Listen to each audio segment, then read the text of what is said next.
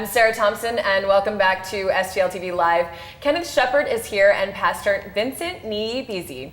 We have been talking about youth soccer in St. Louis, and specifically about the Umoja Athletic Club. So thanks again. Thank you for being here. Thank you. This is a really interesting story. You notice in your neighborhood young children, African refugees, playing soccer, and you have this idea to really build up a program and really lift this off the ground and help provide for them. Where was the motivation for that? Is that just from a personal standpoint, or is it just something you felt compelled to do? It was something I was compelled to do, because I don't know anything about soccer, and they all trying to tease me about that. Mr. Shepard, what do you know about soccer? You know, you don't know nothing. I said, do this, do that. You know, what do you know? You know, but it works. You know, it's love, and it's a relationship. You know, inherited relationship. And so that's where it stemmed from, you know. And it was just these guys, you can't do them but love them and want to do something, because they smiling all the time, they happy, they saying good things. Every day they say to me, Mr. Shepard, life is good, you know.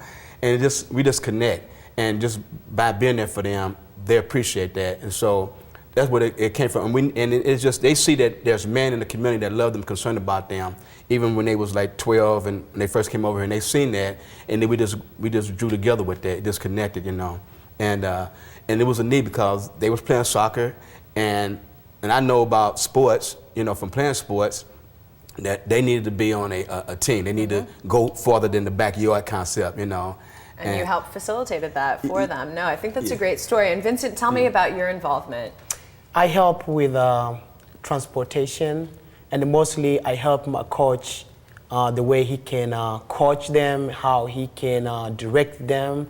And actually, we also train them at church whenever they are playing, not to put violence or stress in the game.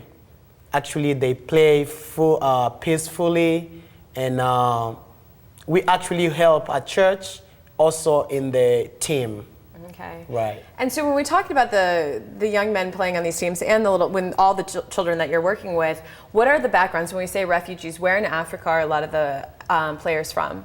They are from East Africa, exactly in Congo, from Burundi, Rwanda, and Somali. Okay. Yes. And so how do you find being here in St. Louis and having something like Umoja Athletic Club? I mean, what's so great about it, and for the players as well? I'm really, really happy and thankful to Mr. Kenneth Shepard.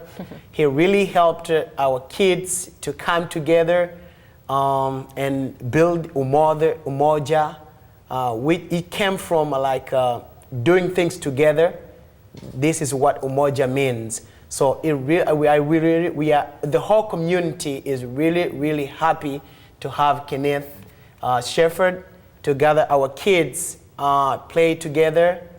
We are really, really happy. That's great. Mm-hmm. And you know, I was talking before we started this segment about that 3 to 6 time frame, you know, is kind of called by sociologists as kind of the critical hours, because kids can get up to a lot of stuff. School's over. If they're not in an after school program, they're literally sometimes at home by themselves or on the streets.